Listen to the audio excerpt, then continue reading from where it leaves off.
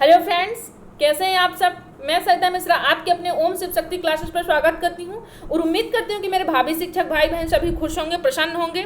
जैसा कि लॉकडाउन चल रहा है तो आप अपने घरों में तैयारी कर रहे होंगे, और अगर नहीं कर रहे हैं तो मेरे साथ तैयारी करने के लिए प्रतिबद्ध हो जाइए, क्योंकि यहाँ पर डेली क्लासेस 9 बजे आपको दी जाती हैं। जैसा कि डिस्कस हो चुका था कल की क्लासेस में, पिछले भी दिनों में मैं बता चुकी थी कि आज हम रक्षाबंधन के स्पेशल पर मैं अपने प्रिय भाई एवं बहनों के लिए खास ये स्पेशल लेकर आई हुई है सेशन, ताकि आप लोग अपनी तैयारी का आकलन कर सकें। आज का जो सेशन रहेगा सिर्फ आप अपनी तैयारी का आकलन करने के लिए आप सबके लिए मैं यहाँ पर लेकर के आई हूँ कि आप अपनी तैयारी का आकलन कीजिए कि आपकी क्या तैयारी चल रही है और कितने नंबर आपके आ रहे हो। आज के सेशन पर हर फ्रेंड्स, हर भाई, हर बहन यहाँ पर अपने नंबर बता करके कमेंट बॉक्स में जाएंगे। ठीक, चलिए तो पहले देख लीजिए कि आज का जो सेशन है 5 सब्जेक्ट हैं, 50 क्वेश्चन है यहाँ पर। तो आप सबसे पहले अपने पानी की बोतल ले लीजिए, पानी की बोतल लेकर के बैठ जाइए आराम से। ठीक, और यहाँ पर सेशन ध्यान से कॉपी पेन ले लीजिए और ध्यान से सॉल्व कीजिए क्वेश्चन को अपने, और अपने नंबर आंकिए और बताइए कि आपके कितने नंबर आ रहे हैं। तो चलिए चलते हैं, ज़्यादा बातें ना करते हुए, अपने इष्ट को नमन करते हुए चलते हैं हम। ठीक, तो जान लीजिए कि आज का जो हमारा टारगेट है वो क्या है, 100 है। वो क्या है, 100 कोई ज़्यादा मायने नहीं रखता, क्योंकि यहाँ पर जितने भी फ्रेंड हैं हमारे 20-30 जो भी लाइव डेली रहते हैं, उनके अगर 10-10 फ्रेंड भी यहाँ पर आएंगे तो 100 ज़्यादा मुश्किल बात नहीं है। क्योंकि अगर जो 100 फ्रेंड्स आज हमारे लाइव जुड़ जाते हैं, अगर 100 फ्रेंड्स हमारे लाइव जुड़ जाते हैं तो उनके लिए टर्म्स कंडीशन क्या रखी है हमने कि अगर 100 फ्रेंड्स हैं आज लाइव तो हम आपके लिए सिर्फ स्पेशल खास अपने भाई और बहनों की तैयारी के लिए, क्या क्योंकि बहुत सारे फ्रेंड्स का कहना है कि मैम यहाँ पर बाइलिंगुअल कर दीजिए, इंग्लिश हमें हिंदी समझ नहीं आती, तो जल्द ही मैं यहाँ पर व्यवस्था कर रही हूँ कि आपका बाइलिंगुअल हो जाए ताकि आपको चीज़ें और भी आसानी से समझ सकें। मैं प्रॉब्लम को समझ रही हूँ क्योंकि जो CDP का क्वेश्चन होता है वो थोड़ा टफ होता है, उनकी वर्ड को समझ पाना इतना आसान नहीं होता है, लेकिन इतना डिफिकल्ट भी नहीं होता। बट यहाँ पर मीडियम किसी का हिंदी है, किसी की इंग्लिश है, तो मैं चाहती हूँ कि बाइलिंगुअल रहे, तो किसी भी भाई बहन को बिल्कुल भी प्रॉब्लम ना हो यहाँ पर क्लासेस लेने में। तो जल्द ही मैं वो लाने वाली हूँ, और इसके साथ साथ मैं आपको और क्या देने वाली हूँ, आपको 2 क्लासेस डेली देने वाली हूँ। 2 क्लासेस मैं आपको देने वाली हूँ। एक क्लास तो यहाँ पर डेली चल रही है, चलती ही है, और दूसरी क्लास आपको पर डे कौन सी क्लास लेना है ये आप कमेंट बॉक्स हमें दीजिएगा, कमेंट कि हमें कौन सी क्लास डेली यहाँ पर पढ़ना है। ठीक, तो ध्यान रखिएगा इस चीज को। और तीसरा क्या है हमारे पास यहाँ पर आपके लिए, यहाँ पर रक्षाबंधन का जो गिफ्ट है वो तीसरा क्या है कि डेली हर संडे को क्या होगा, प्रश्नोत्तरी होगा। मतलब यहाँ पर टेस्ट लिए जाएंगे, उसके हिसाब से जो विजेता होगा, प्रथम स्थान जिसका आएगा वो क्या होगा, वो पुरस्कृत किया जाएगा, वो पुरस्कृत किया जाएगा, और उसका यहाँ पर नाम आएगा, उसकी फोटोज यहाँ पर हमारे यहाँ यूट्यूब चैनल पर लगाई जाएगी। चलिए तो हम यहाँ पर देखते हैं, डिस्कस करते हैं कि आपको अपना टारगेट बिल्कुल नहीं भूलना है, 100 लाइव लेकर के आना है। तो सबसे पहले आप शेयर कर दीजिए अपने सभी दोस्तों में, सभी बहनों में, सभी भाइयों में शेयर कर दीजिए, क्योंकि जो आज का कंटेंट है फ्रेंड्स मैं बहुत मेहनत करके बनाई हूँ, बाकी झूठ नहीं बोल रही आप सबसे, ईमानदारी से बता रही हूँ। तो आप ईमानदारी सबसे पहले बैक होकर के शेयर करके आइए, आराम से शेयर करके आइए। फिर इसके बाद क्लासेस हम सभी लोग साथ में मिल करके लेते हैं, क्योंकि पाँच सब्जेक्ट पढ़ना इतना आसान नहीं है ना। लेकिन मैं आप सबके लिए, आज मेरा फास्ट भी है, फिर भी मैं आज आप सबके लिए यहाँ पर लेकर के आई हूँ सेशन की। मैं बिल्कुल अपने फ्रेंड से प्रॉमिस कर चुकी हूँ, तो मैं प्रॉमिस बिल्कुल तोड़ना नहीं चाहती थी, इसलिए मैं यहाँ पर सेशन लेकर के आई हूँ। चलिए तो पानी लेकर बैठिए और आराम से यहाँ पर क्वेश्चन सॉल्व कीजिए, अपने नंबर कमेंट बॉक्स में लास्ट में दीजिएगा। तो हम यहाँ पर जो आज पढ़ने वाले हैं, क्या क्या पढ़ने वाले देख लीजिए। आज हम यहाँ पर CDP पढ़ने वाले हैं। CDP के क्वेश्चन रहेंगे, EVS के रहेंगे, मैथ्स पेडागॉजी की रहेंगे, हिंदी की रहेगी और संस्कृत की रहेगी। जैसे बहुत सारे फ्रेंड्स को कहना है कि हमें संस्कृत की भी क्लास चाहिए, तो आप लोग देख लीजिए कि संस्कृत के भी कैसे कैसे क्वेश्चन बनते हैं, उसके हिसाब से भी हम नेक्स्ट डे भी आपको संस्कृत क्लास दिया करेंगे। तो चलिए चलते हैं अपने सेशन की ओर। तो यहाँ पर यूट्यूब पर लिंक दी हुई है टेलीग्राम की, तो टेलीग्राम पे अगर आप लोग नहीं जुड़े हैं तो जल्दी जुड़ जाइए, क्योंकि वहाँ पर सारी PDF और आपको पुरानी सभी वीडियोस मिल जाएंगी। बहुत सारे साथियों को कहना है कि हमें PDF नहीं मिल पा रही है, तो आप टेलीग्राम ज्वाइन कीजिए, वहाँ पर सारी आपको PDF मिल जाएगी, चाहे वो पुरानी हो चाहे वो तात्कालिक हो, है ना। चलिए तो आप टेलीग्राम जल्द से जल्द ज्वाइन कर लीजिए, सभी फ्रेंड ज्वाइन कर ले, ताकि आपको सारी PDF में, और रिवाइज आप करते रहिए, रिवाइज करना स्टार्ट कर दीजिए। मैं सिर्फ रिवीजन के तौर पर ही आपको 5 सब्जेक्ट एक साथ देनी, मेरा जो मकसद है कि आप अपनी तैयारी को एक साथ आंकने का आपका सबसे अच्छा तरीका यही हो सकता था, है ना। चलिए तो मैं आपकी तैयारी के लिए प्रतिबद्ध हूँ, तो आप भी प्रतिबद्ध हो जाइए। 100 से कम तो नहीं करना है आज, आप सबको 100 से कम लाइव नहीं लाना। सभी फ्रेंड अपना मन लगाकर ईमानदारी शेयर करेंगे तो 100 से कम नहीं आएंगे, क्योंकि यहाँ सब मैं आपके लिए स्पेशल लाने वाली हूँ, ये तोहफे के तौर पर है आप सबके लिए। यहाँ पर क्लासेस डेली 9 बजे दी जाती है, डेली 9 बजे, ठीक। तो आपको डेली 9 बजे यहाँ पर उपस्थित रहना अपनी क्लासेस के लिए। चलिए चलते हैं, तो आज का पहला क्वेश्चन देख लेते हैं। सब क्वेश्चन करने से पहले अपने इष्ट को, अपने मम्मी पापा को याद कर लेते हैं। आज रक्षाबंधन भी है, आप सबको बहुत बहुत बधाई हो रक्षाबंधन की, सभी भाई सभी बहनों के लिए। और मैं यही चाहती हूँ कि अगले रक्षाबंधन तक में आप सब अपने अपने सरकारी नौकरी पर एक एक सीट अपना अपना ले करके आराम से अपनी तैयारी में, अपने आगे की फ्यूचर में आप प्लान करें। चलिए, तो आपको सरकारी सीट यहाँ पर मिलना चाहिए इस साल, है ना। इसके लिए तैयारी करने के लिए सबसे पहले यहाँ पर अपना आकलन कीजिए आज। चलिए, तो चलते हैं अपने पहले क्वेश्चन की ओर चलते हैं।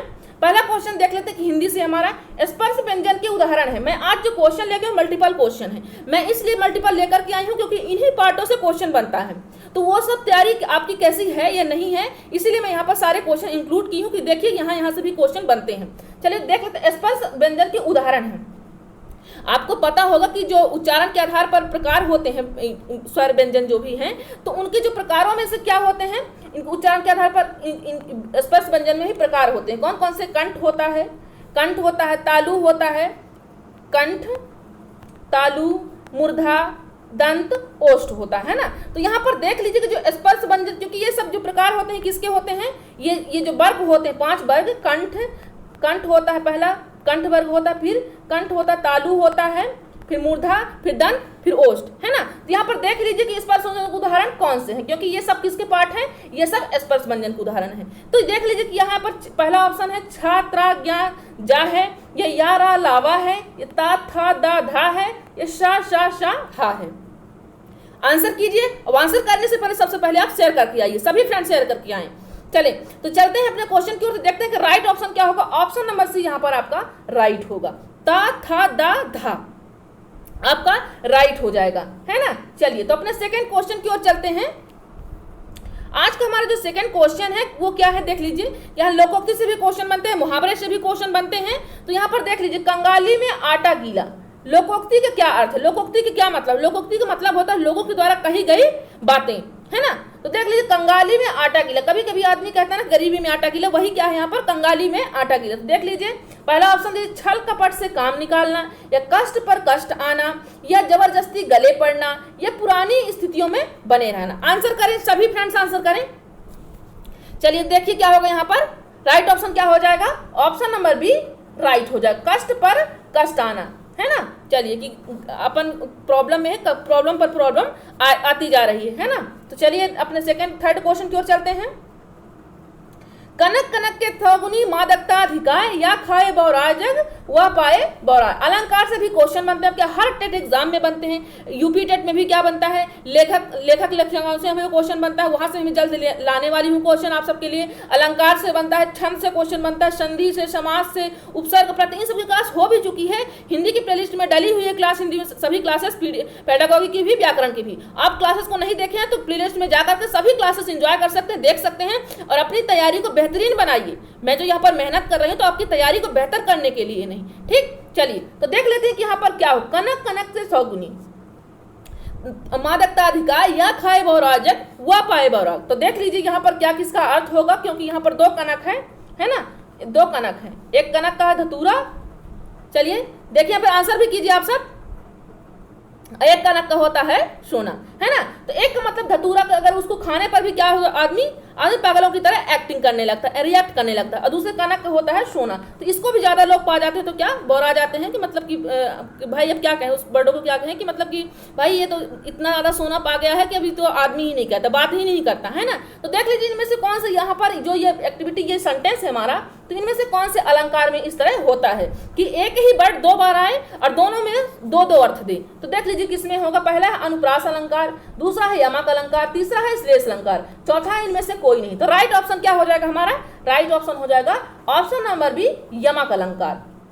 यमक अलंकार में क्या होता है कि एक ही शब्द 2 बार आते हैं और दोनों क्या देते हैं, अलग अलग अर्थ देते हैं। बात यहीं पर जब आएगी अनुप्रास अलंकार की, इसमें भी एक ही शब्द आते हैं बार बार, लेकिन उनका समान ही अर्थ होता है ना। मतलब कि यहाँ पर क्या आ रहे हैं, शब्द आ रहे हैं, ध्यान दीजिए, क्योंकि यहाँ पर जो यमक अलंकार होता है, अनुप्रास अलंकार होता है, थोड़े हेर फेर रहता है, वहां पर भी आदमी कंफ्यूज में हो जाता है कभी कभी। तो देख लीजिए, क्योंकि जैसे कनक कनक के सौगुनी है ना, उसी तरह यहाँ पर शब्द 2 बार आ रहे हैं, शब्दों की आवृत्ति हो रही है। और जब यहाँ पर अनुप्रास अलंकार होगा वहां पर वर्णों की आवृत्ति, जैसे चारु चंद की चंचल किरणें, मतलब चा चा कई बार आ रहे हैं, तो वहां पर क्या हो जाएगा, अनुप्रास अलंकार हो जाएगा। मतलब यहाँ पर शब्दों की आवृत्ति होती है यमक में, और अनुप्रास में वर्णों की आवृत्ति होती है। चारु चंद की चंचल किरणें खेल रही हैं जल थल में, मतलब चा चा ही कई बार आवृत्ति उसकी हो रही, चा एक वर्ण है ना, ठीक है, इसलिए इसमें इसका अर्थ चिपका हुआ रहता है, डी का कोई मतलब नहीं। तुम्हारा राइट ऑप्शन क्या हो जाएगा, ऑप्शन नंबर बी, यमक अलंकार हो जाएगा राइट ऑप्शन हमारा। चलिए तो अपना नेक्स्ट क्वेश्चन की ओर चलते हैं। अपने साथियों को अगर अब तक आपने नहीं जोड़ा तो जोड़ लीजिए, जल्दी से जोड़ लीजिए, क्योंकि यह आज का सेशन बहुत इंपॉर्टेंट है आप सबके लिए, तो आप सभी साथियों को जोड़ लीजिए। भाषा के मुख्य कौशल हैं, हम जब पढ़ते स्किल होती है जो पढ़ने की, तो वो कौन कौन सी ऐसी यहाँ पर स्किल है जो आपके पढ़ने के लिए जरूरी है, तो देख लीजिए LSRW, लिसनिंग, स्पीकिंग, रीडिंग और राइटिंग, ठीक। तो यहाँ पर भाषा के मुख्य कौशल कौन कौन से हैं, लिखना, सुनना, यही इसी का मतलब, लिखना, पढ़ना, सुनना, बोलना, है ना। तो लिखना हो जाएगा या सुनना हो जाएगा, पढ़ना हो जाएगा, बोलना हो जाएगा, या उपयुक्त सभी। तो हमारी स्किल क्या हो जाएगी, उपयुक्त सभी, ऑप्शन नंबर डी हमारा यहाँ पर राइट हो जाएगा। तो चलिए अपने नेक्स्ट क्वेश्चन की ओर चलते हैं। आराम से अपने कॉपी पेन कर लेकर के बैठिएगा और ध्यान दे करके यहाँ पर क्लासेस एंजॉय कीजिए आप, और पानी बोतल अपना ले लीजिए। चलिए तो देख लेते हैं नेक्स्ट क्वेश्चन, देख लेते हैं क्या है। लेखन संबंधी दोषों को दूर करने के लिए 5 वर्ष से कम आयु के बच्चे के लिए क्या उपचारात्मक उपाय हैं। जैसे बच्चा क्या कर रहा है, गलत लिख रहा है, उस लेखन समय में लिखने से संबंधित कोई वो दोष है बच्चे में, अब वो कितने वर्ष का बच्चा है, 5 वर्ष का बच्चा है, 5 वर्ष से कम आयु का है, उस बच्चे के लिए क्या उपचारात्मक, आपके पास क्या उपचार है। अगर वो गलत लिख रहा है उसका क्या उपचार है, अगर आप शिक्षक हैं तो आपके पास क्या उपचार है उस बच्चे के लिए। क्या उस बच्चे को आप निरंतर अभ्यास कराते रहेंगे। या सेकंड है, इस आयु से पूर्व बच्चे को लेखन अभ्यास नहीं कराना चाहिए, या इस संदर्भ में बच्चे के माता पिता से परामर्श करना चाहिए, ये बच्चे को अलग अलग अभ्यास करना चाहिए, बच्चे को अलग अलग से अभ्यास कराना चाहिए। अलग से तो विशेष हो जाएगा, तो यहाँ पर कोई औचित्य नहीं, क्योंकि बात समावेशी की होती है। समावेशी के तहत हम क्या करते हैं, हम बच्चों को एक साथ एक क्लास में एक ही टीचर उसको पढ़ाता है, हम समावेशी शिक्षा के तहत पढ़ते हैं क्लासेस यहाँ पर, है ना। तो देख लीजिए यहाँ पर जो राइट ऑप्शन हो जाएगा, ऑप्शन नंबर भी हमारा यहाँ पर राइट हो जाएगा, क्योंकि बात 5 वर्ष से कम आयु के बच्चे की हो रही। इतने वर्ष का बच्चा ज्यादा लिख नहीं पाता है, इसलिए हम क्या करेंगे, इससे हम ज्यादा से ज्यादा कोशिश करें कि इससे हम ओरली पूछ पाए, है ना। तो राइट ऑप्शन हो जाएगा ऑप्शन नंबर भी, कि इस आयु से पूर्व बच्चे को लेखन अभ्यास नहीं कराना चाहिए, ओरली उसे ऑब्जर्व कराने की कोशिश करना चाहिए। धीरे धीरे सब कुछ आने लगेगा उसे, बट पहले ही उसे स्टार्टिंग में ही ऐसा नहीं करना चाहिए, बच्चे के ऊपर थोपना नहीं चाहिए, वो धीरे धीरे खुद रिएक्ट करने लगे, तो लिखने की भी कोशिश करने लगे ग्राफ के द्वारा। ये जैसे कोई डायग्राम है, फ्लावर बना रहा है, कोई भी काइट बना रहा है, तो वो धीरे धीरे वो भी एक लेखन के तहत ही आता है। अगर वो डायग्रामों को भर रहा है, ड्राइंग को भर रहा है, तो वो भी किसके अंतर्गत आता है, लेखन के अंतर्गत ही आता है। चलिए तो अपने नेक्स्ट क्वेश्चन की ओर देखते हैं क्या है। व्याकरण शिक्षण को सरस एवं रुचिकर बनाने के लिए कौन सा शिक्षण, व्याकरण शिक्षण को देख लीजिए, सभी क्वेश्चन बहुत इंपॉर्टेंट है, यहाँ पर ध्यान दीजिए। यहाँ पर व्याकरण शिक्षण को सरस एवं रुचिकर बनाने के लिए निम्नलिखित में से कौन सा उपाय नहीं करना चाहिए। आपको मालूम है कि व्याकरण शिक्षण के फॉर्मूले रटना बहुत कठिन काम होता है ना, तो लेकिन उस चीज को सरल एवं रुचिकर बनाने के लिए कौन सा उपाय यहाँ पर करना तो ठीक है, लेकिन यहाँ पर पूछ क्या रखा है, नहीं करना चाहिए। अपना आंसर कीजिए सभी लोग, सभी फ्रेंड्स आंसर करें। देखिए हमारा पहला ऑप्शन क्या है, यहाँ पर व्यवहारिक व्याकरण की शिक्षा भाषा संदर्भ विधि से दे देनी चाहिए, या छात्रों को नियम और परिभाषाएं रटने से प्रोत्साहित किया जाना चाहिए, या व्याकरण की पाठ्यचर्या छात्रों के स्तरानुकूल बनाई जानी चाहिए, या व्याकरण शिक्षण को दृश्य शब्द सामग्री के प्रयोग से रोचक बनाया जाना चाहिए। तो देखिए क्या होगा, हमारा राइट ऑप्शन क्या हो जाएगा। यहाँ पर बात किसकी कर रहा है, यहाँ पर बात हो रही है कि रुचिकर, सरस एवं रुचिकर बनाने के लिए कौन सा उपाय नहीं करना चाहिए, नहीं की बात कर रहे हैं यहाँ पर। तो नहीं क्या हो जाएगा, देखिए आंसर के सभी लोग, यहाँ पर ऑप्शन नंबर बी आपका राइट हो जाएगा, क्योंकि यहाँ पर व्यवहारिक व्याकरण की शिक्षा भाषा संसर्ग विधि, अगर आप क्लासेस में कोई सब्जेक्ट पढ़ा, जैसे हम एमसीक्यू कर रहे हैं, एमसीक्यू के तहत ही हम आपको क्या, जैसे कोई पार्ट या कोई चैप्टर हम पढ़ा रहे हैं, वहां पर क्या आ गया, संज्ञा आ गया, आप उसी समय संज्ञा की डेफिनेशन बताओ। ये नहीं कि आप अलग से संज्ञा है सर्वनाम की एक कॉन्सेप्ट वाइज क्लास हो, क्योंकि कॉन्सेप्ट वाइज में देख लिया है बहुत सारे बच्चे पढ़ने में यहाँ पे इंटरेस्ट नहीं रखते, तो बच्चे बोर होने लगते हैं, क्योंकि उन्हें क्वेश्चन जब सॉल्व कराओगे तो उन्हें इंटरेस्ट आएगा कि हमारा सही आ रहा है कि नहीं आ रहा है, ऑब्जर्व करेगा बच्चा, लेकिन कॉन्सेप्ट में कभी कभी बच्चे बोर होने लगते हैं। तो यहाँ पर जो भाषा संसर्ग का मतलब है कि मतलब अगर व्यवहारिक आप जो भी चैप्टर पढ़ा उसी के अंतर्गत जो भी आ रहा है वहीं पर उसको अनुवाद करके बता देना चाहिए। छात्रों को नियम और परिभाषा रटने से प्रोत्साहित किया जाना चाहिए। नहीं, नियम रटाने से कोई मतलब नहीं है, नियम रटने पर वो बल एनसीएफ हमारा बल भी नहीं देता है। बात आ रही है व्याकरण की पाठ्यचर्या छात्रों के स्तरानुकूल होना चाहिए। सही बात है, बच्चे जिस एज के हैं उसी एज के अनुसार उनको व्याकरण का पाठ बताना चाहिए, नहीं कि 5th क्लास का बच्चा है तो उसको हम छंद बता दें, अलंकार बता दें, बच्चा नहीं समझ पाएगा उस चीजों को। हाँ, उस एज में आएगा तो उसके जो चैप्टर में दिया रहेगा, तो जब चैप्टर में उसको शब्द मिलेंगे ऑब्वियसली वो धीरे धीरे पढ़ने की कोशिश करेगा और वो सीखने की भी कोशिश करेगा। बात जब 4th की है कि व्याकरण शिक्षण को दृश्य शब्द सामग्री के प्रयोग से रोचक बनाया जाए। वाकई सही बात है, क्योंकि दृश्य और शब्द सामग्री हमारी इंद्रियों का प्रयोग करती है तो वो भी ज्यादा आसान होती समझने में और हमको ध्यान रखने में। तो हमारे यहाँ पर राइट ऑप्शन हो जाएगा, ऑप्शन नंबर बी राइट हो जाएगा। तो चलिए अपने नेक्स्ट क्वेश्चन की ओर चलते हैं। चलिए बात करते हैं अगर हम यहाँ पर नेक्स्ट क्वेश्चन की कि कविता शिक्षण की विधि नहीं है। कविता शिक्षण की कौन सी विधि यहाँ पर नहीं है? सभी फ्रेंड्स आंसर करें। चलिए तो देखते हैं कि यहाँ पर कविता शिक्षण की विधि कौन सी नहीं है। रसास्वादन विधि नहीं है, या व्याख्या विधि नहीं, गीत अभिनय विधि नहीं है, या अनुकरण विधि नहीं है। आंसर करें सभी लोग। तो यहाँ पर राइट ऑप्शन हमारा क्या हो जाएगा? ऑप्शन नंबर बी, यहाँ पर व्याख्या विधि हमारा राइट ऑप्शन है कि ये विधि नहीं होती कविता शिक्षण की। ये किसके लिए होती है? कविता शिक्षण तो हमारा पद्य में आता है ना, लेकिन ये व्याख्या किस में आएगा? गद्य। जब हम गद्य पढ़ाएंगे, हम कहानी पढ़ाएंगे तो उसमें व्याख्या, अगर हम कुछ आपको सुना रहे हैं कथा के तौर पर, वो क्या है? हम व्याख्या दे रहे हैं आपको, तो आप सिर्फ क्या करोगे? उस व्याख्या को सुनोगे। लेकिन बात जब कविता शिक्षण विधि की आएगी, आप क्या करोगे? रसास्वादन विधि। हाँ, धीरे बच्चा क्या कर रहा है? पोयम को सुन रहा है, उसका आनंद ले रहा है, रसानुभूति ले रहा है। गीत अभिनय विधि, उसी गीत में कुछ ऐसा इंटरेस्टिंग पार्ट आ गया कि उसमें एक्टिंग भी करना है, तो गीत के साथ साथ अभिनय भी करेगा। अनुकरण विधि, कभी कभी कविताओं को सर बोलते हैं कि हम एक लाइन यहाँ पर गा कर तो आप क्या करो, उसको रिपीट करो, तो अनुकरण भी बच्चा करता है, उसमें भी उसको इंटरेस्ट आता है। पर बात जब व्याख्या की आएगी उसमें बच्चा इंटरेस्ट नहीं जगाता है। तो यहाँ पर कविता शिक्षण की बात व्याख्या विधि नहीं है, क्योंकि ये गद्य साहित्य में रहता है। तो चले हम अपने नेक्स्ट क्वेश्चन की ओर चलते हैं। बात करते हैं अपने नेक्स्ट क्वेश्चन में क्या है? भाषा शिक्षण में दृश्य शब्द सामग्री साधनों का मुख्य उद्देश्य है। भाषा शिक्षण में दृश्य शब्द सामग्री साधनों का मुख्य उद्देश्य है। क्या उद्देश्य है भाषा शिक्षण में दृश्य शब्द सामग्री का? पहला ऑप्शन है छात्रों को नवीन उपकरणों के प्रति उत्सुक बनाए रखना। छात्रों को क्या करना चाहिए? नवीन उपकरणों के प्रति। यहाँ पर बात किसकी हो रही है? दृश्य और शब्द सामग्री साधनों का मुख्य उद्देश्य क्यों हम यूज करते हैं?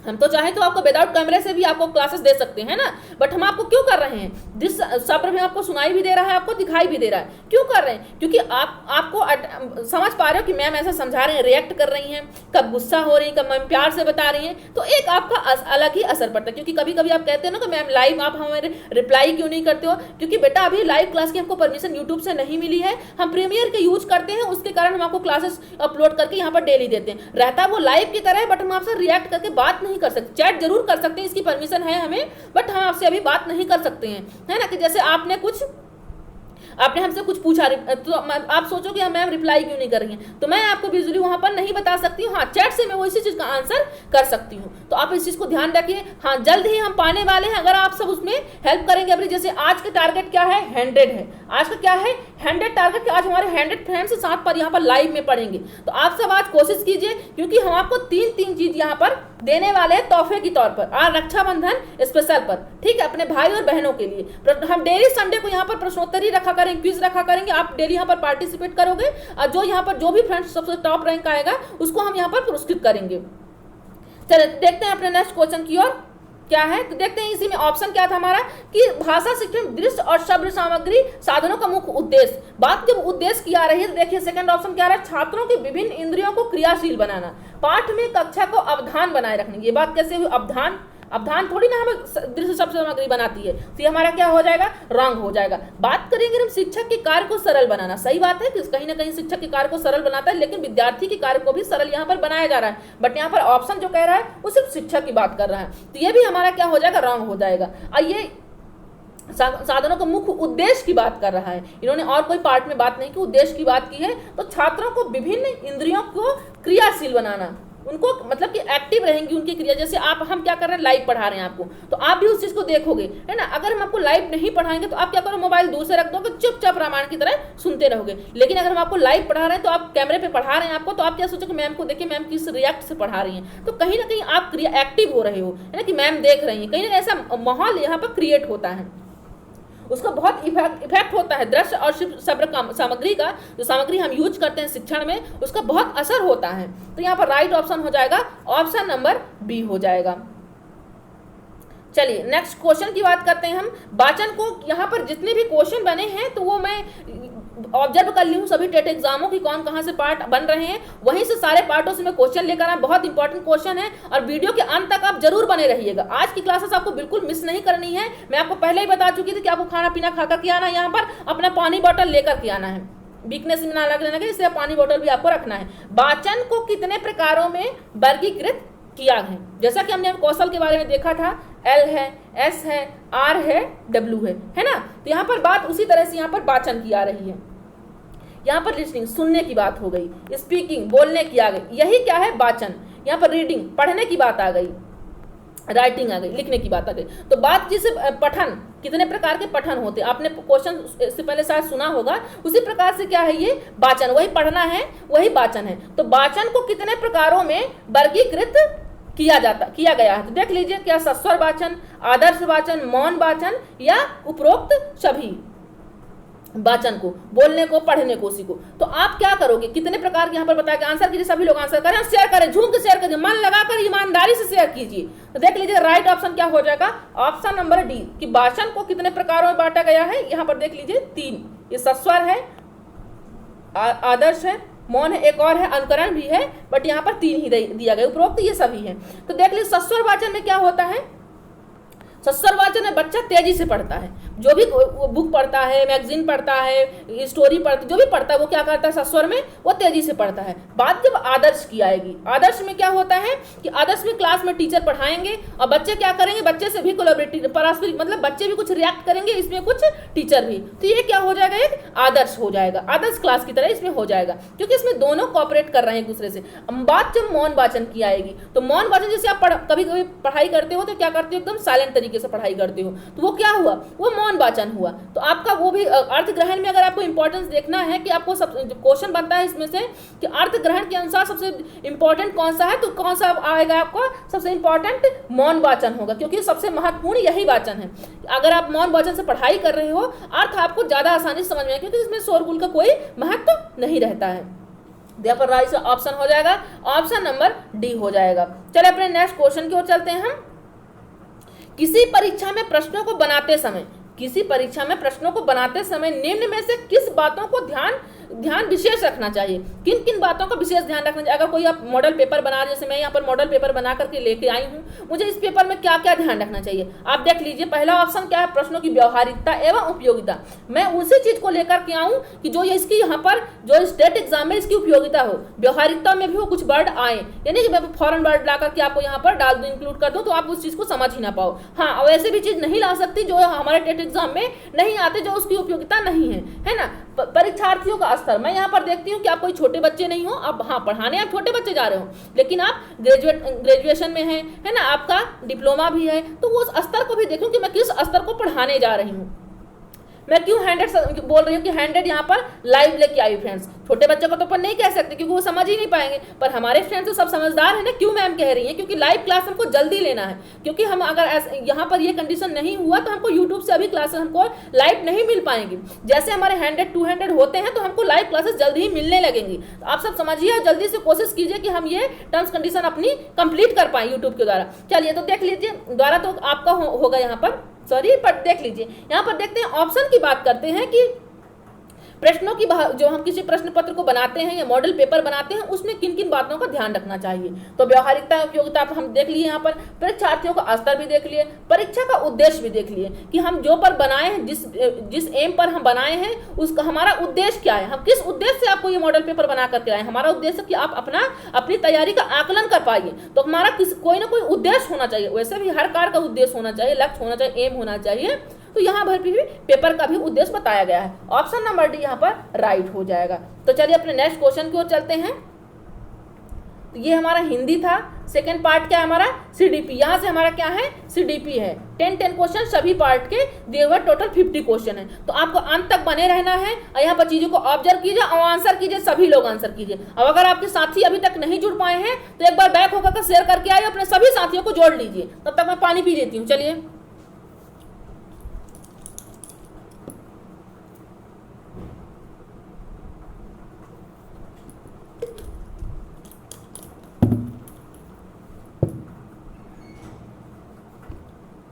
इसमें क्वेश्चन क्या है, शैक्षिक निर्धनता क्या है, शैक्षिक निर्धनता क्या है। पहला ऑप्शन क्या है हमारा यहाँ पर, छात्रों को व्यक्तिगत ट्यूशन की सुविधा ना होना, किसका, छात्रों को व्यक्तिगत ट्यूशन की सुविधा ना होना। सेकंड है गरीबी के कारण शिक्षा जारी रखने में असमर्थता, मतलब गरीबी के कारण बच्चा क्या कर रहा है, वो चीज़ों को नहीं समझ पा रहा है, मतलब वो शिक्षा प्राप्त नहीं कर पा रहा, उसमें असमर्थ हो रहा है।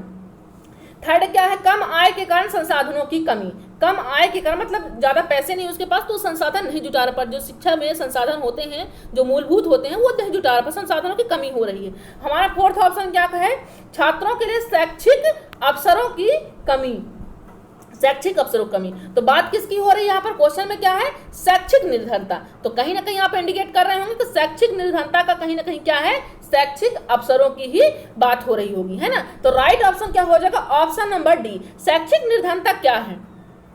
तो शैक्षिक निर्धनता ये है कि जैसे क्या हुआ कि बच्चा बैकवर्ड से आया, पिछड़ा बालक है, तो वो क्लासेस में आया तो आपने क्या किया, टीचर ने क्या किया उसके साथ, उसको सबसे पीछे बैठा दिया, उस पर कोई ध्यान नहीं दे रहे हैं ना, तो उसे भी कैसा फील हो रहा है, उसे अलग फील हो रहा है। तो एक तरह से क्या, उसको शैक्षिक अवसर उसको नहीं मिल पा रहे हैं, उसको टेस्ट के कोई अवसर नहीं दिया जा रहा, उस पर कोई महत्व नहीं दिया जा रहा, तो उसको कहीं ना कहीं अगर शिक्षा के दौर पर उसको अवसर की कमी हो रही है तो किस में आएगी, वो शैक्षिक अवसरों की, मतलब उसमें शिक्षा के कोई भी उसको अवसर नहीं मिल पा रहे हैं।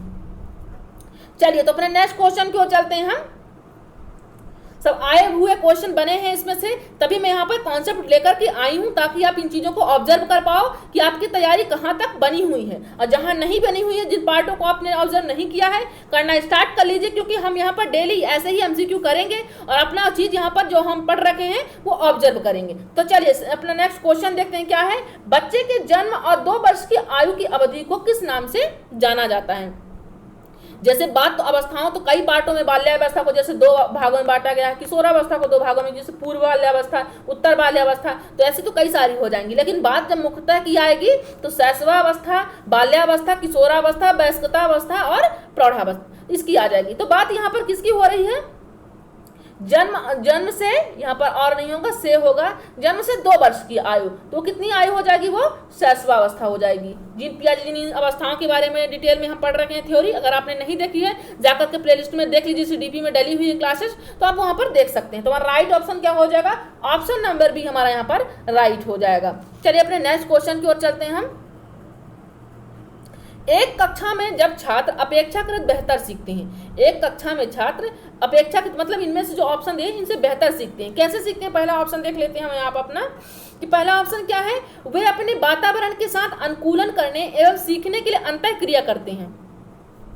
वो अपने बात जहाँ पर वो सीखते हैं, पढ़ते हैं, रहते हैं, तो वो क्या करते हैं, उन्हीं वातावरण में वो अंतःक्रिया बना लेते हैं, चीज़ों को ऑब्जर्व करने लगते हैं। अगर वो कहीं घूमने जाते हैं तो वो पेड़ पौधे देखते हैं तो वो क्या करते हैं, अरे हम इन्वायरमेंट के बारे में पढ़ते हैं, EVS के बारे में पढ़ते हैं, तो वो कहीं ना कहीं रिलेट करने लगते हैं बच्चे। तो अपने वो कहाँ कर रहे हैं, वो अपने वातावरण में अंतःक्रिया कर रहे हैं। सेकेंड ऑप्शन क्या कह रहा है, उन्हें उनकी आवश्यकताओं एवं रुचि के अनुसार सिखाया जाता है। सही बात है, उनकी जैसी आवश्यकताएं होंगी, कौन सी क्लास का है, कौन सी क्लास में क्या आवश्यकताएं पढ़ाने के लिए, उनकी कैसी रुचि है, उनकी रुचि का भी ध्यान रखते हैं। जैसे हम यहाँ पर कह रहे हैं क्लासेस के अंत तक बने रहिएगा, अगर आपकी रुचि नहीं तो आप नहीं बने रहेंगे, आप स्किप करके वीडियो को चले, लेकिन आपको आज की क्लासेस बिल्कुल स्किप नहीं करनी है, क्लासेस के अंत तक आपको बने रहना है। अगर मैम यहाँ पर 50 क्वेश्चन लेकर के बना रही है मैम और यहाँ पर क्लासेस दे रही हैं, तो आपका यह फर्ज नहीं, आपका यह अधिकार है कि आप टोटल यहाँ पर पढ़ाई करके अपनी जाएं, है ना। यहाँ पर टाइम पास करना नहीं है, क्योंकि 50 क्वेश्चन बहुत कहलाते हैं फ्रेंड्स, है ना। मेहनत करके यहाँ पर कंटेंट बनाई हूँ आप सबके लिए, अपने साथियों के लिए, तो आप इसका लाभ उठाएं, अपनी तैयारी को देखिए। तो चलो देखते हैं कि नेक्स्ट क्या, उन्हें उनकी आवश्यकताओं एवं रुचि के अनुसार सिखाया जाता है। तो यहाँ पर मतलब कहने का कि छात्र इनसे बेहतर सीखते हैं, है ना। फिर थर्ड क्या है, उन्हें शिक्षण के पारंपरिक तरीकों से सीखना। पारंपरिक तरीकों को मतलब जैसे गुरुकुल में पढ़ाया जाता था, वहाँ पर निष्क्रिय बालक क्या होता था, निष्क्रिय होता, वहाँ पर बालक कुछ भी नहीं बोलता था, चुपचाप वेदों को सुनता था, मंत्रों को सुनता था, उसको चुपचाप अनुकरण करके रिविजन कर लेता था। यहाँ पर ऐसा कुछ नहीं है। तो यहाँ पर राइट ऑप्शन क्या हो जाएगा, ऑप्शन नंबर डी, क्योंकि यहाँ पर जो ए और बी आपका राइट आंसर है कि बच्चा क्या करता है, किसमें बेहतर सीखता है, अपने वातावरण के साथ अनुकूलन करने में और सीखने के लिए अंतःक्रिया करते हैं, तब वो बेहतर सीखते हैं। उन्हें उनकी आवश्यकताओं रुचि के अनुसार सिखाया जाता है। सही बात है, उनकी रुचि के अनुसार ही बच्चे को सिखाना चाहिए, फोर्स करके उसे नहीं पढ़ाना चाहिए।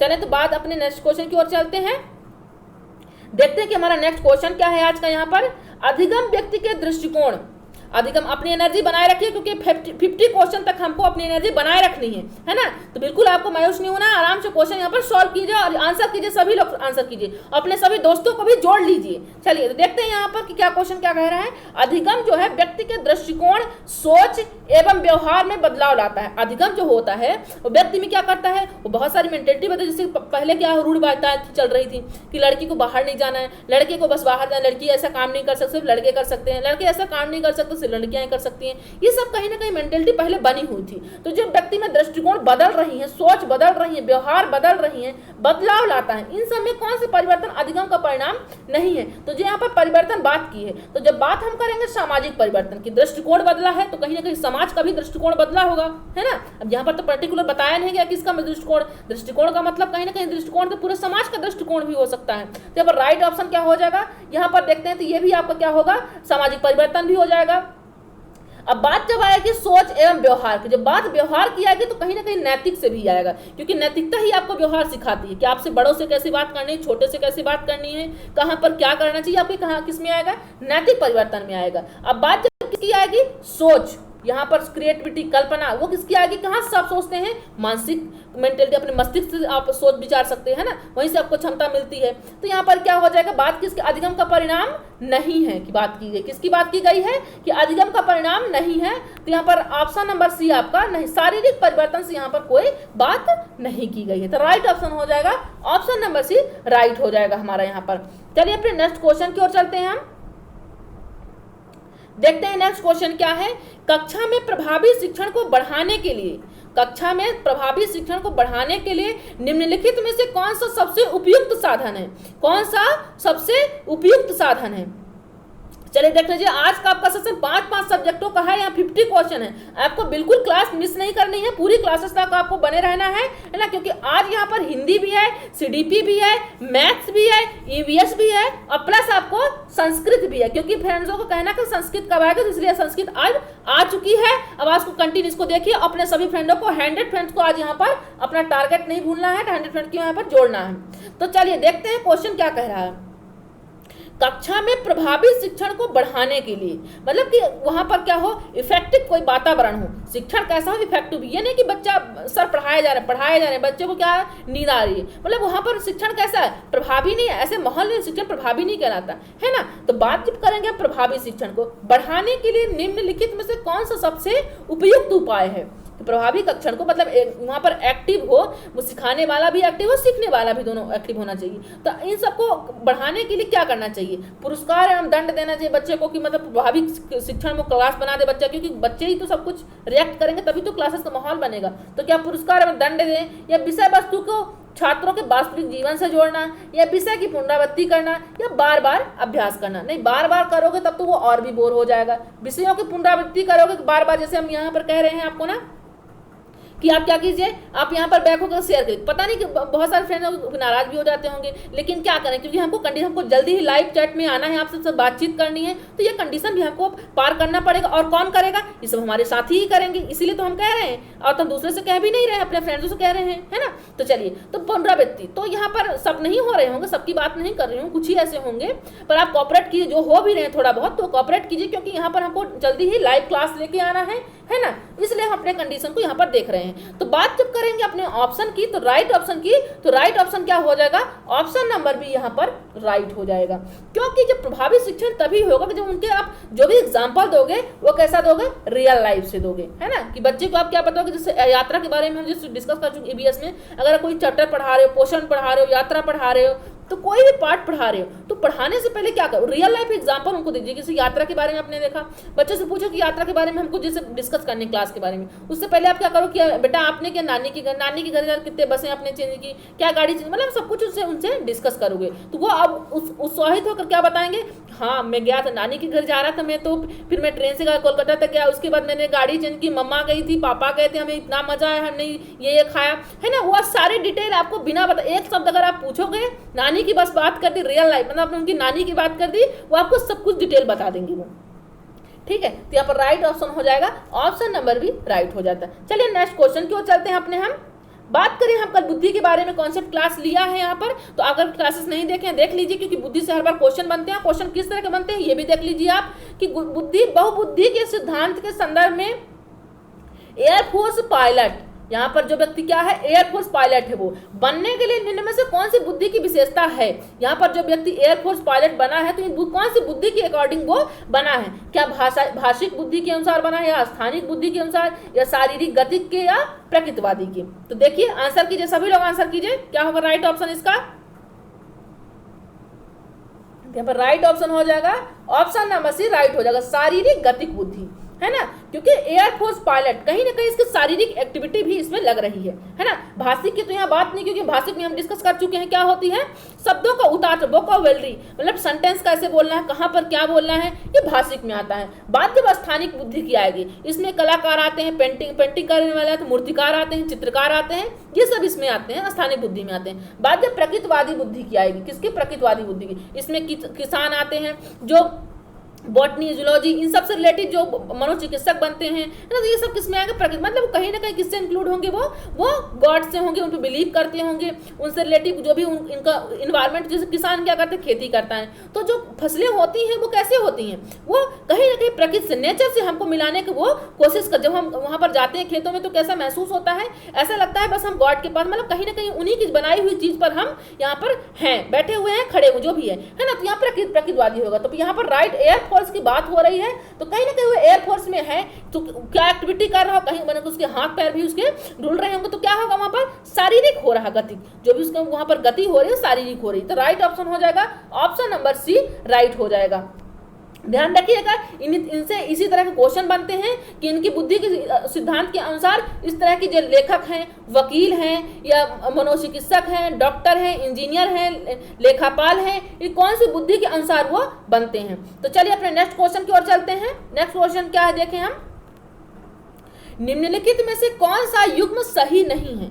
यहाँ पर सही जोड़ दिया हुआ है, तो इनमें से कौन सा सही नहीं है, तो आंसर कीजिए। सब पहला ऑप्शन देख लीजिए क्या है, पहला आंसर क्या है, ऑप्शन है बहुबुद्धि सिद्धांत। बहुबुद्धि सिद्धांत किसने दिया है, गार्डनर जी ने दिया है। समूह का, बुद्धि का समूह कारक सिद्धांत किसने दिया है, थर्स्टन जी दिया है ना। तो फिर यहाँ पर द्विकारक की बात की गई है, देखिए आंसर कीजिए।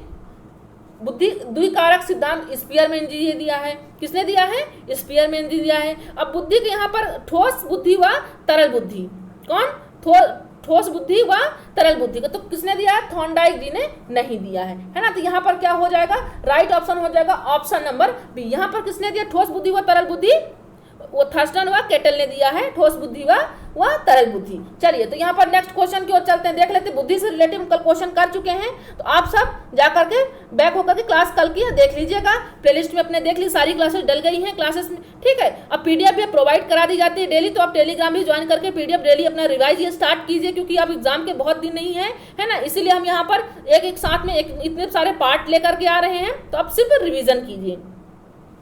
चलिए तो देखते हैं अपने नेक्स्ट क्वेश्चन की ओर क्या है।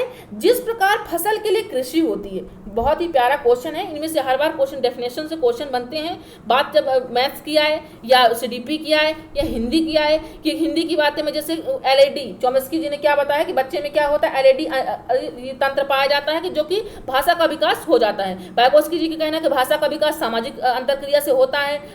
जीन पियाजे का कहना है कि बच्चे क्या करते हैं, अंतरक्रिया स्वयं ही वो अपने भाषा का वो माहौल बनाने लगते हैं। और यहीं पर क्या किया है, चॉम्स्की जी कहना है कि बच्चों में क्या होता है, एक तंत्र पाया जाता है एलईडी नाम का, जो कि वो भाषा विकास में सहायक होता है। तो हर एक प्रकार के मनोवैज्ञानिकों ने अलग अलग प्रकार की सिद्धांत दिए हुए हैं। तो देख लेते हैं यहाँ पर क्या है। जिस प्रकार फसल के लिए कृषि होती है, फसल के लिए कृषि होती है, इसी प्रकार से मनुष्य के विकास के लिए शिक्षा है। उसी प्रकार देख लीजिए कितनी बड़ी बात कह दी गई यहाँ पर कि जिस प्रकार फसल के लिए कृषि है, उसी प्रकार के मनुष्य के विकास के लिए शिक्षा है। तो अगर आज आप क्लासेस ले रहे हैं, आप इस चीज का फायदा उठाइए। जीवन में हर बार मौका जिंदगी नहीं देती है, कभी कभी ही देती है ना। अब मौका सबको देती है, ये भी नहीं कि मौका देती नहीं, कि यहाँ पर किसी पर्टिकुलर किसी एक व्यक्ति को मौका मिलता है। जीवन में मौका भगवान हर किसी को देते हैं, लेकिन उस मौके को कौन कहाँ पर कितना उपयोग कर रहा है, सही उपयोग कर रहा है, जीवन में मायने यही रखता है।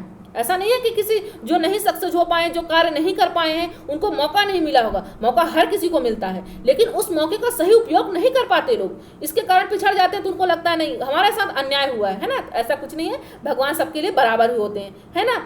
तो बस ये है कि कहाँ पर कितना हमको वर्क करना है, कहाँ पर हमको कितना टाइम देना है, ये आप डिसाइड कर लीजिए, तो आपका हमेशा जो भी काम करेंगे वो सफल रहेगा, है ना। चलिए, क्योंकि एक निश्चित अवधारणा, निश्चित समय होना चाहिए हर कार्य का। तो यहाँ पर जिस प्रकार फसल के लिए कृषि होता है, उसी प्रकार से मनुष्य के विकास के लिए शिक्षा होती है। कौन कहा है यहाँ पर देख लीजिए, क्या जॉन डीवी जी ने कहा है, या अरस्तु जी ने कहा है, या गांधी जी ने कहा है, या लॉक जी ने कहा है। आंसर कीजिए, सभी लोग आंसर करें। तो यहाँ पर क्या हो जाएगा, ऑप्शन नंबर डी लॉक जी कहे। कौन कहा है, आंसर कीजिए सभी लोग। लॉक जी ने कहे कि क्या कहे हैं कि जिस प्रकार फसल की कृषि उसी प्रकार से मनुष्य के लिए विकास है। तो चलिए अपने नेक्स्ट क्वेश्चन की ओर चलते हैं। निम्नलिखित में से कौन सा वाइगोत्स्की का सामाजिक सांस्कृतिक सिद्धांत पर आधारित है? निम्नलिखित में से कौन सा वाइगोत्स्की का सामाजिक सांस्कृतिक सिद्धांत पर आधारित है? हम आपको पासवर्ड दे चुके हैं वाइगोत्स्की जी के बारे में। अगर आप वीडियो नहीं देखें तो वाइगोत्स्की जी की थ्योरी को देख लीजिए। पासवर्ड क्या है? सामाजिक सांस्कृतिक सिद्धांत, सोशियो कल्चर थ्योरी है। इनकी थ्योरी है वो सोशियो वर्ड इनका पासवर्ड है ना। देख लीजिए, तो बात इनकी किस में हो रही है कि जो सामाजिक सांस्कृतिक सिद्धांत पर आधारित है, यहाँ पर सामाजिक सांस्कृतिक सिद्धांत पर आधारित है। तो सक्रिय अनुकूलन है, या अंतर्दृष्टिपूर्ण अधिगम है, या पारस्परिक शिक्षण है, या सांस्कृतिक निरपेक्ष संज्ञानात्मक विकास है, क्या है? तो यहाँ पर जो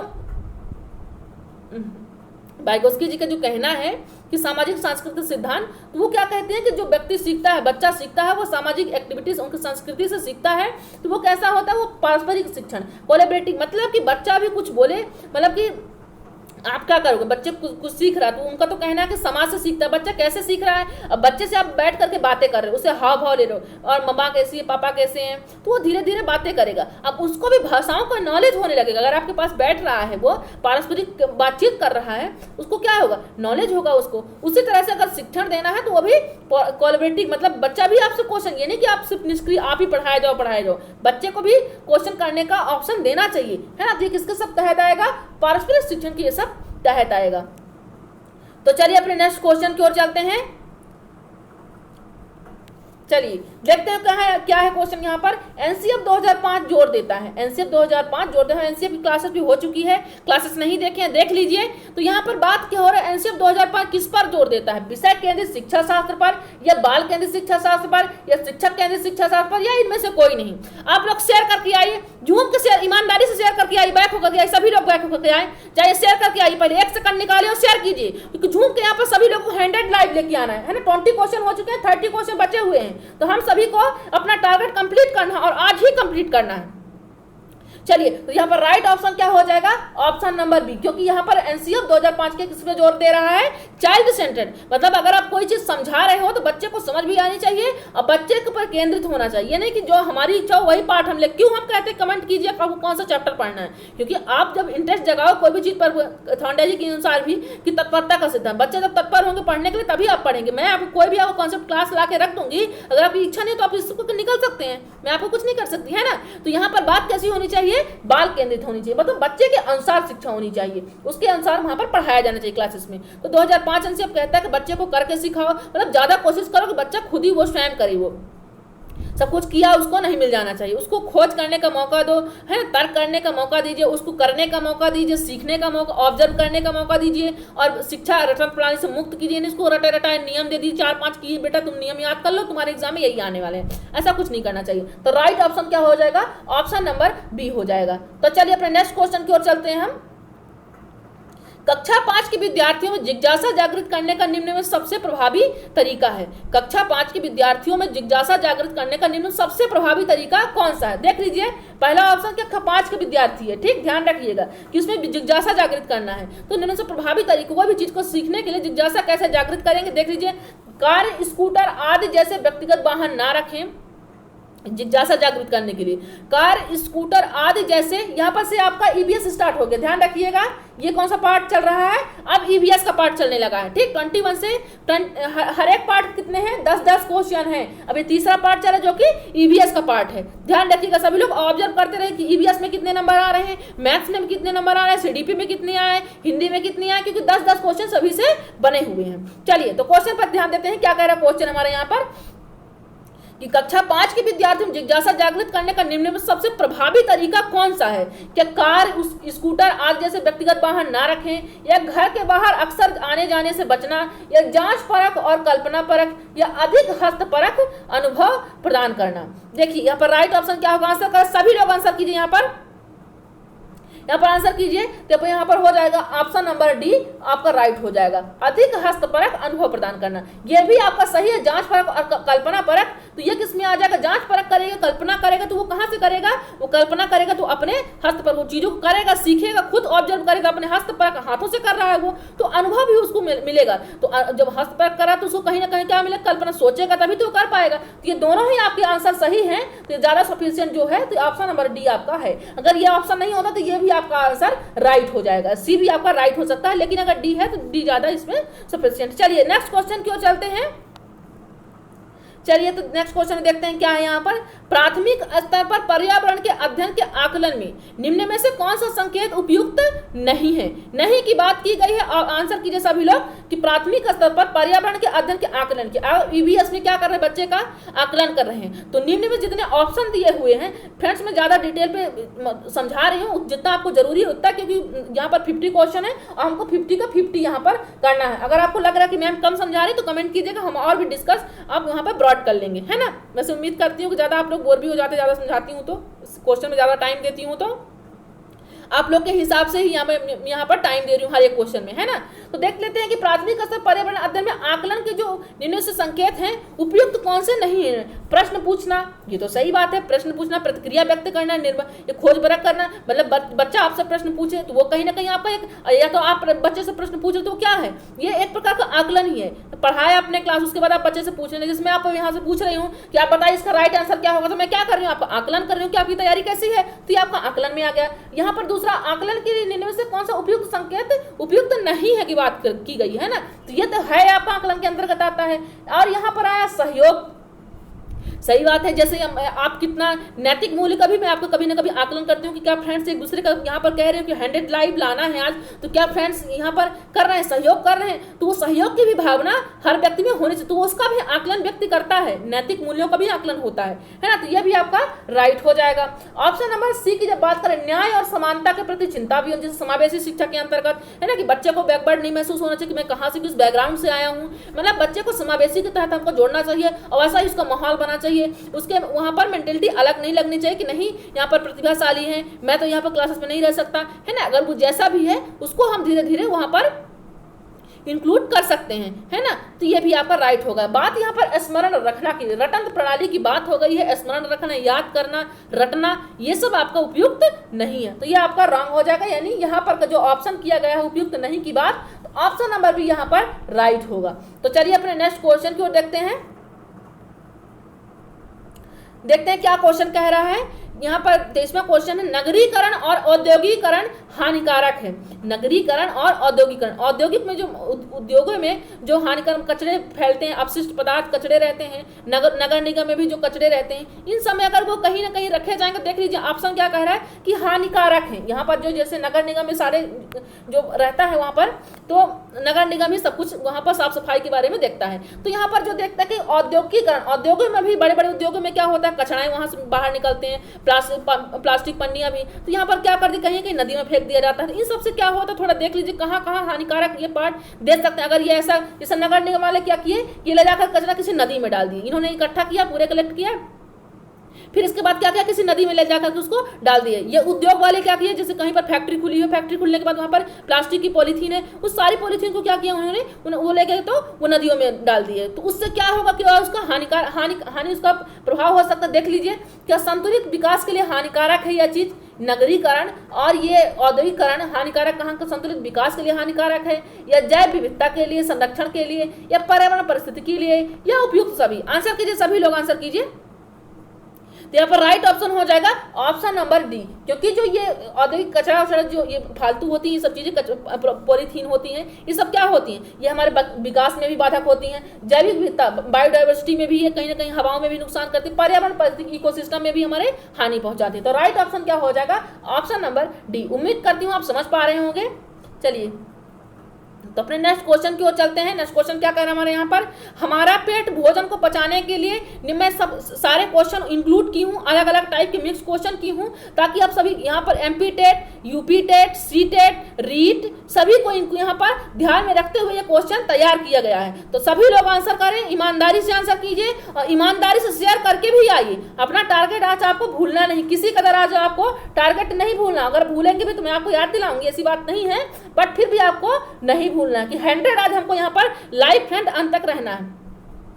चलिए तो देखते हैं क्या क्वेश्चन कह रहा है कि हमारा पेट भोजन को पचाने के लिए, जैसे हम खाना खाते हैं तो खाना तो खा लिए, लेकिन उसको पचाने के लिए किन अम्लों का उपयोग होता है पेट में। जैसे खाना किया तो उसके बाद कौन सा अम्ल उसमें शामिल होगा कि जो खाना पचाने में काम करेगा। देख लीजिए क्या साइट्रिक अम्ल है या लैक्टिक अम्ल है या सल्फ्यूरिक अम्ल है या हाइड्रोक्लोरिक अम्ल है। आंसर कीजिए सभी लोग। तो क्या हो जाएगा, HCl हाइड्रोक्लोरिक अम्ल हो जाएगा। ये क्या करता है, ये खाना पचाने में ये अम्ल काम करता है। तो राइट ऑप्शन क्या हो जाएगा, ऑप्शन नंबर डी हो जाएगा। तो चलिए अपने नेक्स्ट क्वेश्चन की ओर चलते हैं, देखते हैं क्या है नेक्स्ट क्वेश्चन आज का। पर्यावरण अध्ययन की पाठ्य पुस्तकें, पर्यावरण अध्ययन की पाठ्य पुस्तकें विभिन्न प्रकरणों में एक खंड है, जैसे एक चैप्टर है पर्यावरण अध्ययन में, तो करके देखो जो पाठ शामिल किया गया है ईवीएस में, करके देखो, है ना, डूइंग बाय लर्निंग। तो यहाँ पर कुछ शामिल किया गया जिसका उद्देश्य क्या है, करके सीखने की बात की गई है तो उसका उद्देश्य क्या है। आंसर कीजिए सभी लोग, आंसर करें। तो पहला ऑप्शन क्या है यहाँ पर देख लीजिए, परीक्षा में निष्पादन को सुधारना है, या प्रत्यक्ष हस्तपरक अनुभव उपलब्ध कराना है, या वैज्ञानिक शब्दावली की परिभाषाएं सीखना है, या फिर घर में शिक्षार्थियों को व्यस्त करना है। क्या उद्देश्य होना चाहिए, करके देखो शामिल किया जिसका उद्देश्य क्या है। आंसर कीजिए सभी लोग। तो पानी पीती हूँ और सभी लोग शेयर करके आइए, ईमानदारी से शेयर करके आइए। हम लोग बैक होकर के एक बार शेयर करके आइए, सभी को जोड़िए अपने फ्रेंडों को।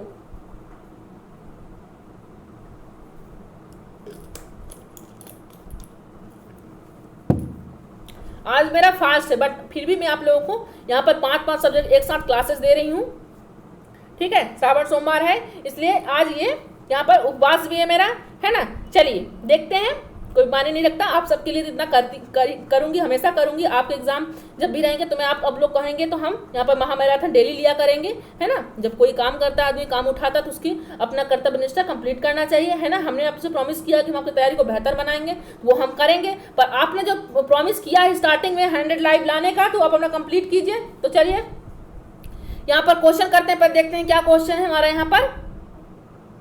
पर्यावरण अध्ययन की पाठ्य पुस्तकों विभिन्न प्रकरणों करके देखो को शामिल किया गया है, इसका उद्देश्य क्या है। तो यहाँ पर राइट ऑप्शन क्या हो जाएगा, ऑप्शन नंबर बी।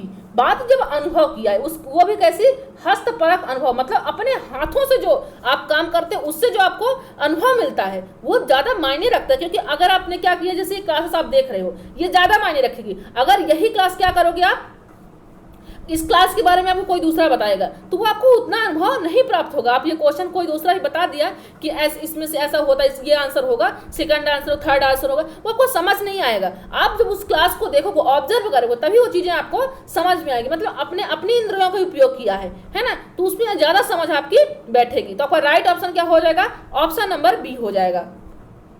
तो चले अपने नेक्स्ट क्वेश्चन की ओर चलते हैं। कक्षा 5 की ईवीएस शिक्षा का प्रमुख उद्देश्य क्या है। कक्षा 5 की जो ईवीएस है तो उसका प्रमुख उद्देश्य क्या है। आंसर करें सभी लोग। पहला ऑप्शन क्या है, पर्यावरण के प्रति जिम्मेदारी की भावना। क्या, पर्यावरण के प्रति जिम्मेदारी की भावना, या पर्यावरण समस्याओं को हल करने हेतु कौशल, या पर्यावरण और उसकी समस्याओं के बारे में जागरूकता। आंसर करें सभी लोग, क्या होगा इसका राइट ऑप्शन, क्या होगा इसका राइट ऑप्शन हो जाएगा ऑप्शन नंबर डी हो जाएगा। बात जब ईवीएस की आ रही है, शिक्षा का प्रमुख उद्देश्य है। अभी बच्चे को हम उसका मुद्दा नहीं बता सकते, परिभाषाएं नहीं, अवधारणाएं नहीं बता सकते, लेकिन थोड़ा बहुत उसमें क्या कर सकते हैं, हम इसमें हम थोड़ा बहुत उसमें जिम्मेदारी बता सकते हैं कि पानी नहीं गिराना, वो कहीं ना कहीं पर्यावरण के अंतर्गत ही आएगा। पर्यावरणीय समस्याओं को हल करने हैं तो कौशल, थोड़ा बहुत उसको एक्टिव बना, धीरे धीरे उनमें इंक्लूड करते जाना है कि वो क्या हो सके, पर्यावरण की समस्याओं को थोड़ा बहुत, ज्यादा नहीं कि उसमें परिभाषाएं डाल दो, अवधारणाएं डाल दो, मुद्दे डाल दो, उसमें क्या करें, थोड़ा बहुत उसमें पार्ट इंक्लूड कर देंगे ताकि बच्चे उस चीज को समझ पाए। तो वो सभी किसके अंतर्गत आएगा, ईवीएस के अंतर्गत आएगा। अब पर्यावरण की समस्याओं के बारे में जागरूकता, थोड़ा बहुत जागरूक भी करना चाहिए कि बच्चे अगर पानी यहाँ पर बाहर फेंक रहे हैं, इकट्ठा पानी यहाँ पर जमा करके रख रहे हैं तो मच्छर भी उत्पन्न हो सकते हैं, तो उनको कहीं ना कहीं समस्याओं के बारे में भी जागरूक करना चाहिए। तो राइट ऑप्शन क्या हो जाएगा, ऑप्शन नंबर डी आपका राइट हो जाएगा। तो चलिए अपने नेक्स्ट क्वेश्चन की ओर चलते हैं। अपनी ईमानदारी बरकरार रखिएगा और अपना यहाँ पर देख रहे हैं कि क्वेश्चन कर रहे हैं मैम का फास्ट भी है, तभी मैम पढ़ाई जा रही है, तो आप भी अपनी ईमानदारी से काम कीजिए और ध्यान से पढ़िए ताकि चीज़ें आप भी आगे इसका कहीं ना कहीं यूज कर पाइए, है ना। यहाँ पर टाइम पास करने हैं, यहाँ पर नहीं आए हैं, तो ध्यान से पढ़िएगा ताकि आपको चीज़ें समझ पाएँ आप। तो देख लीजिए क्या क्वेश्चन कह रहा है, जल प्रदूषण को किस प्रकार से नियंत्रित किया जाता है। यहाँ एमपी टेट से भी क्वेश्चन बनता है, प्रदूषणों से, ध्वनि प्रदूषण से बनता है, जल प्रदूषण से, है ना, तो ये वायु प्रदूषण से, तो ये सारे प्रदूषणों से क्वेश्चन भी बनते हैं। एमपी टेट में बनते हैं, सी टेट में बनते हैं और यूपी टेट में बनते हैं। रीट में भी मैंने क्वेश्चन देख लिया है, इसीलिए मैं यहाँ पर क्वेश्चन लेकर के आई हूँ। तो चलिए देखते हैं यहाँ पर ऑप्शन क्या कि जल प्रदूषण किस प्रकार से नियंत्रित किया जा सकता है। तो किया जाने की बात हो रही है यहाँ पर। तो पहला ऑप्शन देख लेते, त्योहार का आयोजन जल निकाय के समीप करके, मतलब कि आपको त्योहार कोई आयोजन कर रहे हो तो जल निकाय के समीप, मतलब जल के आसपास करोगे तो जल प्रदूषण का नियंत्रित करोगे इस तरह से।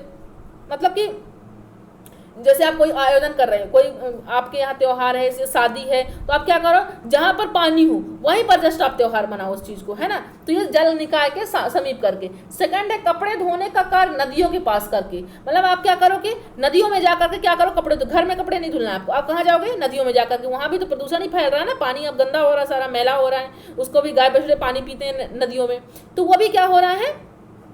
और कहीं ना कहीं नदियों के पास मंदिर भी स्थापित होते हैं, तो वहाँ भी देवताओं को भी चढ़ाया जाता है, तो वो अब लोग क्या करते हैं, वहीं नहाएंगे, वहीं कपड़े धुलेंगे, तो वो भी सारी गंदगी कैसी मैली कहाँ चले जाती है, वो सब में नदियों में प्रवाहित हो जाती है। तो ऐसा करना नहीं चाहिए, है ना, क्योंकि हमारी पर्यावरण से समस्याएं हैं एक तरफ से, है ना। देख लेते कपड़े धोने का नदियों के पास करके या जल निकायों के पास के सभी पौधों को हटा करके, आप जितने जल जैसे नदियों के पास, तालाबों के पास क्या पौधे हैं उनको हटा दोगे तो क्या जल प्रदूषण को नियंत्रित कर सकते हो। फिर फोर्थ है औद्योगिक अपशिष्ट को जलीय निकाय में गिरने से रोक करके।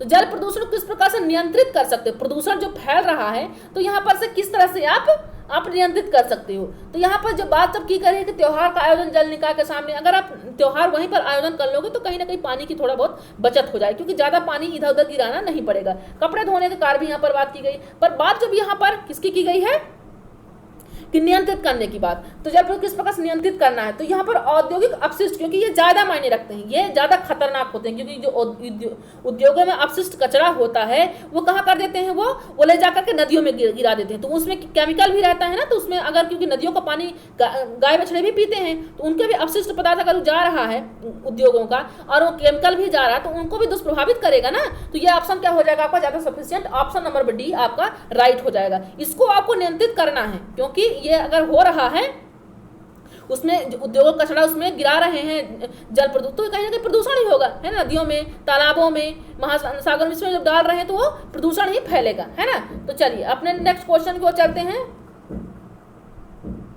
देखते हैं नेक्स्ट क्वेश्चन क्या है हमारे यहाँ पर कि ईबीएस के साथ, अगर आप ईबीएस की क्लास में कौन कौन सा पार्ट पढ़ रहे हो, तापमान पढ़ रहे हो, तापमान बढ़ है, दबाव बढ़ है, दाब है, यही ऊष्मा है, ऊर्जा है, इन सब का अध्ययन कर रहे हो, तो अन्य किस विषय में शामिल, किन विषय में किया जाता है, इन्हीं सब का ये अध्ययन और कौन से विषय में किया जाता है। ईबीएस में तो आप कर ही रहे, ईबीएस के साथ अब तापमान ईबीएस में कर रहे हो, लेकिन इसके साथ साथ और कौन से विषय में ये सारे वर्ड यूज होते हैं। चलिए प्यास ज्यादा लग रही है मुझे, तो पानी पी लेती हूँ और आप लोग शेयर कर दीजिए, ईमानदारी से शेयर करके आइए।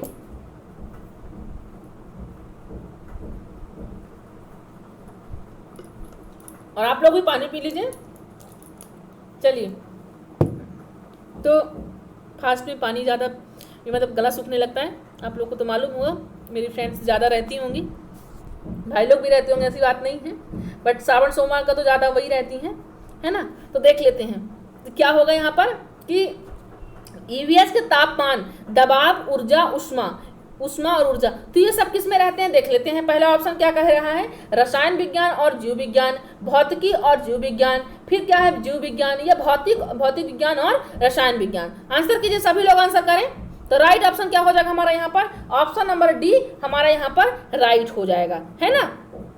क्योंकि जो दबाव है, ये तापमान है और ऊष्मा है और ऊर्जा है, ये कहीं ना कहीं केमिस्ट्री में भी यूज होता है और फिजिक्स में भी यूज होता है। तो हमारा राइट ऑप्शन क्या हो जाएगा, ऑप्शन, क्योंकि फिजिक्स में तो डायरेक्ट ही ऊष्मा, तापमान, ये सब कुछ है, और ये तापमान ये सब किस में है, केमिस्ट्री में भी है ना। तो राइट ऑप्शन क्या हो जाएगा, ऑप्शन नंबर डी हो जाएगा। चलिए नेक्स्ट क्वेश्चन की ओर चलते हैं अपने हम।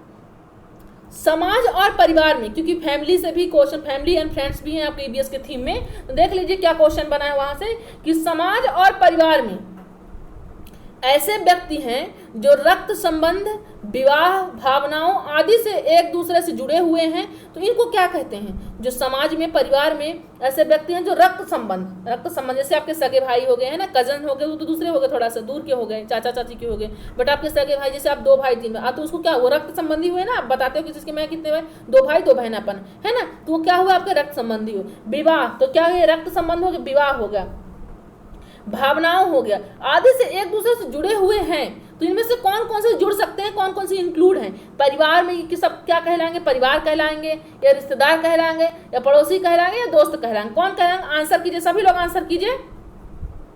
तो बात जब किसकी आएगी, संबंध की आएगी, विवाह की आएगी, भावनाओं की आएगी, रक्त संबंधी, तो ये सब किस में आएंगे? ये सब क्योंकि विवाह जब हो गया, जब किसी का भी लड़का हो लड़की हो, तो वो सब क्या हो जाते हैं, रिश्तेदार हो जाते हैं। तो ऑप्शन नंबर बी आपका राइट हो जाएगा, सब क्या हो जाएंगे, रिश्तेदार हो जाएंगे। चलिए नेक्स्ट क्वेश्चन की ओर चलते हैं। मान लीजिए आप कक्षा 5th के शिक्षक हैं, तो यदि कोई विद्यार्थी अधिकांश समय आक्रामक व्यवहार दिखा रहा है, तो यह लक्षण है कि बच्चा क्या कर रहा है? आंसर कीजिए सभी लोग। जैसे कि आप क्लास में पढ़ा रहे हो, है ना, तो क्लास में जब पढ़ा रहे हो आप, तो बच्चा क्या कर रहा है, कोई एक्टिविटी ऐसे कर रहा है कि जो आक्रामक लग रही है ना, मतलब क्या कर रहा है, फालतू कमेंट कर रहा है कि मैम समझ नहीं आ रहा है, आप क्या पढ़ा रहे हो, मतलब कुछ भी ऐसी बात कर रहा है जो अशोभनीय होती है, आक्रामक व्यवहार कर रहा है, या पढ़ाई नहीं कर रहा है, वो बातें कर रहा है, आप क्लासेस ले रहे हो, क्या कर रहा है, वो बुक पर टाइगर गेम खेल रहा है, मोबाइल, मतलब क्लासेस में अनेकों प्रकार की एक्टिविटी तो होती है, तो कई सारी वो एक्टिविटी जो अशोभनीय हो वो सब कर रहा है। तो इनमें से कैसा बच्चा है वो देख लीजिए, आंसर कीजिए कि यहाँ पर क्या होगा, अति सक्रिय है या ध्यान खींचने की कोशिश है या तनावग्रस्त बच्चा है या वह व्यवहार से गुस्सैल है। क्या होगा राइट ऑप्शन? आंसर कीजिए सभी लोग। यहाँ पर राइट ऑप्शन क्या हो जाएगा? ऑप्शन नंबर कौन सा होगा? सी हो जाएगा, तनावग्रस्त। मतलब बच्चा कहीं ना कहीं वो खुद से डिमोटिवेट है, मतलब वो उसको अपने आप में ही उसको तनाव है, मतलब वो समझता ही नहीं कि क्या कर रहा हूं मैं, अपने लाइफ के बारे में उसे कुछ नहीं मालूम है ना। तो ऐसे बच्चों को क्या करना चाहिए? कोऑपरेट करना चाहिए, हमें समझाना चाहिए, उनसे पेरेंट्स से भी थोड़ा बहुत बात करना चाहिए, तो दोनों कोऑपरेट करेंगे, फैमिली करेगी और प्लस टीचर करेंगे, तो बच्चा और भी आसानी से परफेक्ट हो पाएगा। चलिए तो यहाँ पर राइट ऑप्शन क्या हो जाएगा? ऑप्शन नंबर सी, तनावग्रस्त। क्योंकि अति सक्रिय की बात जब आएगी तो अति सक्रिय, तो क्योंकि कभी कभी बच्चे ज्यादा उत्साहित हो जाते हैं तो वो भी अति सक्रिय में आ जाएंगे। तो ऐसे बच्चे तो प्रतिभाशाली भी कभी कभी अति उत्साहित हो जाते हैं, है ना। ध्यान खींचने की कोशिश है, तो ध्यान खींचने की कोशिश है मतलब कि इसका ज्यादा सेंस नहीं है अपन इसमें आक्रामक व्यवहार में। तो ये भी व्यवहार से गुस्सैल है, तो गुस्सा थोड़ा बहुत, तो गुस्सा तो हर कोई करता है, पर उसका मतलब ये नहीं कि आक्रामक व्यवहार का तो क्या हो सकता, उसको डेफिनेशन कोई एक वर्ड दे दे गुस्सा, क्योंकि तो कॉमन वर्ड है, हर कोई करता है संसार में, ऐसा कोई नहीं है कि जो गुस्सा ही ना करता हो। कभी थोड़ा करता हो, ज्यादा करता हो, पर गुस्सा हर कोई करता है ना। पर ज्यादा गुस्सा भी नहीं करना चाहिए, क्रोध क्या है, क्रोध नहीं करना चाहिए किसी को, है ना।